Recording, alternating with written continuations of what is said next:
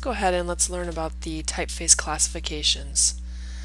The number of typefaces is astounding and it grows every single day. It can be an overwhelming and time-consuming process to buy and choose the appropriate typeface. Understanding type classifications and anatomy can aid in the process of choosing the most appropriate typeface based on purpose and audience. Historical and practical classification systems for typefaces help the designer accurately select typefaces that complement the design. There are numerous classifications for typefaces. Type may be classified strictly on when the style of type first appeared, who designed it, or on the most common usage of the fonts. Some typeface classification systems group typefaces based on individual letter parts and their shape without regard to timelines. Learning the anatomy of type can help a designer classify specific unfamiliar fonts. I'm going to basically talk about 7 main categories and several subcategories. In typography, a typeface is a set of one or more fonts in one or more sizes designed with stylistic unity, each comprising a coordinated set of glyphs. A typeface usually comprises an alphabet of letters, numerals, and punctuation marks. It may also include symbols. The current distinction between font and typeface is that a font designates a specific member of a type family, such as Roman, boldface, or italic type, while typeface designates a consistent visual appearance or style, which can be a family or related set of fonts. For example, a given typeface such as Arial may include Roman, bold, and italic fonts. Font families, which are collections of closely related typefaces that can include hundreds of different styles. A font family is typically a group of related fonts which vary only in weight, orientation, width, etc., but not necessarily in design. For example, Times is a font family, whereas Times Roman, Times Italic, and Times Bold are individual fonts making up the Times family. Font families typically include several fonts, though some, such as Helvetica, may consist of dozens of fonts. Type foundries have cast fonts in lead alloys from the 1450s until the present time, although wood served as the material for some large fonts called wood type during the 19th century, particularly in the United States. In the 1890s, the mechanism of typesetting allowed automated casting of fonts on the fly as the lines of type in the size and length needed. This was known as continuous casting and remained profitable and widespread until its demise in the late 1970s. The first machine of this type was the linotype. From the mid-1980s, as digital typography has grown, users have almost universally adopted the American spelling font, which nowadays nearly always means a computer file containing scalable outline letter forms, otherwise known as digital fonts, in one of several common formats. There are 2 main categories. Typefaces can basically be divided into 2 main categories, serif and sans serif. Serifs comprise the small feature at the end of the strokes within letters. The printing industry refers to a typeface without serif as a sans serif, which is French. The word sans is French for the word without, or as grotesque, or in German grotesk. So sans serif or grotesque, that's what you'll hear the sans serifs referred as. A great variety exists among both serif and sans serif typefaces. Both groups contain faces designed for setting large amounts of body text and others intended primarily as decorative. The presence or absence of serif forms is only one of the many factors to consider when choosing a typeface. Typefaces with serifs are often considered easier to read in long passages than those without. Studies in the matter are ambiguous, suggesting that most of this effect is due to the greater familiarity of serif typefaces. As a general rule, printed works such as newspapers and books almost always use a serif typeface, at least for the text body copy. Websites do not have to specify a font and can simply respect the browser settings of the user.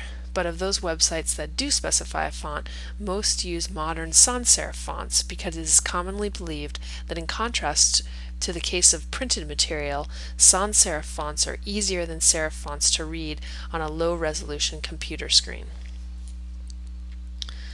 The categories that we will be looking at are old style, which is a type of serif, modern, which is also a serif, slab serif, and sans serif. We're going to look at decorative and display, script, and symbol typefaces. Let's start off looking at the serif. The serif, or Roman typefaces, are named for the features at the ends of their strokes. Times Roman and German are common examples of serif typefaces. Serif fonts are probably the most used class in printed materials, including most books, newspapers, and magazines. Serif fonts are often classified into three subcategories: old style, transitional, and modern.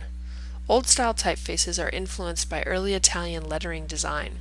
There is some argument that exists to whether transitional fonts exist as a discrete category among serif fonts. Transitional fonts lie somewhere between old style and modern style typefaces. Transitional fonts exhibit a marked increase in the variation of stroke weight and the more horizontal serif compared to an old style, but not as extreme as the modern font face. Modern fonts often exhibit a bracketed serif and a substantial difference in weight within the strokes. Examples of these are Times, New Baskerville, Bodoni, and we'll look at some more as we kind of go on. Here you can see an example of an old style. This is Adobe German Pro. This is a transitional, Times New Roman, and this is a modern, Bodoni. And you can see when we look at the letter G, it's been blown up. These are all serif fonts, but they all are styled quite differently. So let's look at these a little bit more in depth. We'll begin by looking at the old style. The old style was originally developed out of a traditional hand lettering form. It took after the style of letters being formed with a broad-tipped pen held at an angle. The main purpose at this point in time was for printed books. Old style typefaces have a warm, graceful appearance and are the best choice for setting readable, lengthy bodies of text. Old styles always have serifs. The serifs on the lowercase letters slant and are bracketed, meaning that the serifs connect the main stroke with a curve. The strokes make a gentle transition from thick to thin, as a broad pen would naturally make. If you draw a line through the thinnest part of the rounded forms of the letter, the line is diagonal. The line, remember, is called a stress. Many old style faces are named for their designers, such as Gaudi, Baskerville, and German. Characteristics are wedge-shaped serifs. And you can see that's shown down here as well as up here. The diagonal position of the stress and horizontal crossbars on certain characters. Here's a list of some old style typefaces: Castellan, Palatino, Bembo, Sabone, Gaudi Old Style, Times, Minion, German, and Grandjean. And these are all set in their specific typeface. So they do look similar, but you can see that there's subtle differences between them, and that's because they're all set in their own unique typeface. Let's look at the modern typeface next. Modern type has a strict emphasis on structure and form. It's the last evidence of type's handwritten origins have basically disappeared. Modern typefaces display elegance and refinement. They also tend to have a serious and cold appearance. They are not very readable and are not the best choice for lengthy bodies of text or small text. The strong, thick, thin contrast that is indicative of this type creates the effect called dazzling. It can basically be hard on the eyes in, a condensed amount. Modern faces have serifs, but the serifs on all the characters are horizontal and very thin, with little or no bracketing. There's no curve where the serif meets the stroke, and you can see that happening here. The stroke that creates the letter forms change radically from thick to thin, and the stress is absolutely vertical. So characteristics of modern are the high and abrupt contrast between thick and thin strokes, and you can see that as shown here. The abrupt, unbracketed, hairline thin serifs, so all the serifs are very, very tiny. the vertical stress, completely vertical, and the small aperture, which is the opening in the lower part of the E. Here's some examples of some modern faces: Didot, Onyx, modern 735, modern number 20, and Bodoni. Next we'll be looking at the slab serif typeface. Slab serif came about with the Industrial Revolution, and that's because the Industrial Revolution, when it started, it came a huge use of advertising. So with this new need for reaching people in a new manner came the birth of a new set of fonts, the slab serif. Advertisers in particular were looking for a type that stood out from a crowd, a type that shouted, "Look at me!" This was born the display face, type that was used at large sizes for short bursts of copy.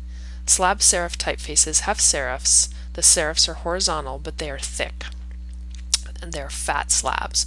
The strokes that create the letter forms may make a slight transition from thick to thin, or there may be no transition at all in some faces. The stress, if there is one, is vertical. Slab serif typefaces have a more regimented and strong appearance than the old styles. Many slab serifs are named with Egyptian references, such as Scarab, Memphis, Nile, and Glypha. This is indirectly because of Napoleon. And this is kind of an interesting story. One of Napoleon's engineers found the Rosetta Stone, which was the key that unlocked the ancient hieroglyphics. This created a world interest in the Egyptian archaeology, and a craze for anything Egyptian basically began because of this. This included typefaces, and they in turn sold better with Egyptian names. So slab serifs are also referred to as the Egyptian typefaces. A slab serif or Egyptian is also home to further subsets of typefaces, like the fat faces, which are fundamentally didones or moderns on steroids. Take a modern style typeface, give it a thicker stroke or even more weight, triangulate some of those serifs, and you have a fat face. You might be familiar with types like Poster Bodoni. Bodoni is of course a modern style type, but carrying all that extra weight, it becomes a fat face. Slab serifs today, there are basically thousands of slab serif types available today. Some are simply digitized oldies, and others are sans serifs and geometric sans serifs with slab serifs stuck on them. Others still rise above the crowd and bring something fresh to this style of type. It's kind of an interesting style of type. Characteristics of the slab serif are that the typefaces generally have no bracketing, which is the feature connecting the strokes to the serifs, and you can see that here. They have evenly weighted stems and serifs, so everything is basically the same thickness. They're characterized by thick block-like serifs, and the serif terminals may be either blunt and angular, like Rockwell, or rounded, like Courier. So some examples are Candidia, Memphis, Courier, New Century Schoolbook, Clarendon, Rockwell, and Egyptine.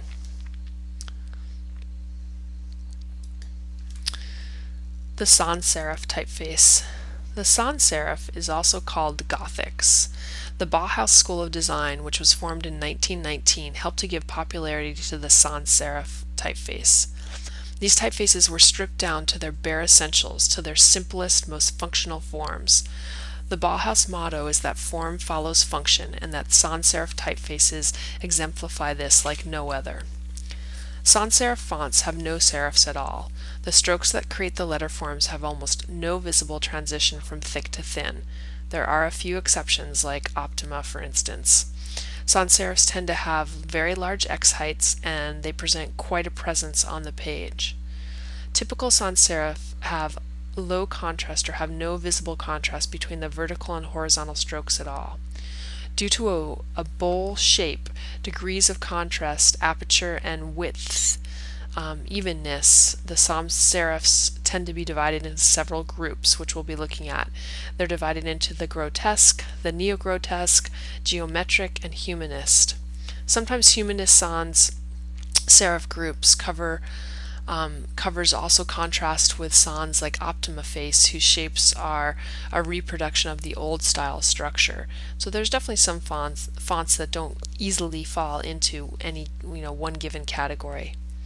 Characteristics of a sans serif are that they have uniform strokes throughout, they have no serifs, there is no stress, and they have very large X heights. Here are some typical types of sans serifs: the geometric sans, the humanist typefaces like Frutiger, neo-grotesque, and the grotesque. So let's go ahead and let's look at these. The geometric sans. The geometric sans are based on simple geometric forms: circle, square, equilateral triangles. Note the optically circular letter O and the simple construction of the lowercase letter a. Geometric sans serif fonts have a very modern look and feel. Of these four categories, geometric fonts tend to be the least useful for body text. These fonts were issued in Germany in the 1930s under the influence of the Bauhaus movement. Normally they have very large aperture, no contrast, and uneven widths. Only oblique styles is used, not italics. The slope is quite small, and sometimes display sans with fairly square rectangular bowls may be included into this group. Here's some examples of some geometric sans: avant-garde Gothic, Futura, Century Gothic, Cable, and Eurostyle. We'll look at the humanist typeface next. These are the most kind of calligraphic of the sans serif typefaces. They have some variation in line width, and they're more legible than other sans serif fonts. This category contains typefaces in the humanist sans serif classification. They first appeared in the early 20th century. Humanist sans serif typefaces are characterized by the presence of the uppercase similar in proportion to the Roman capitals. A lowercase is similar in form to a script, a Carolingian script, and an overall more organic structure. Humanist sans serif typefaces frequently have a true italic rather than a sloped Roman. This is often seen in a single-story lowercase italic a. Here's some examples: Verdana, Frutiger, Optima, Tahoma, Merid, Calibri, Lucidia Grande, Gil Sans, Trebuchet, and Skia. The neo-grotesque, or sometimes called transitional or realist, are modern designs such as Standard, Belle Centennial, MS Sans Serif, Highway Gothic, and Arial. These are the most common sans serif fonts. They are relatively straight in appearance and have less line width variation than humanist sans serif typefaces.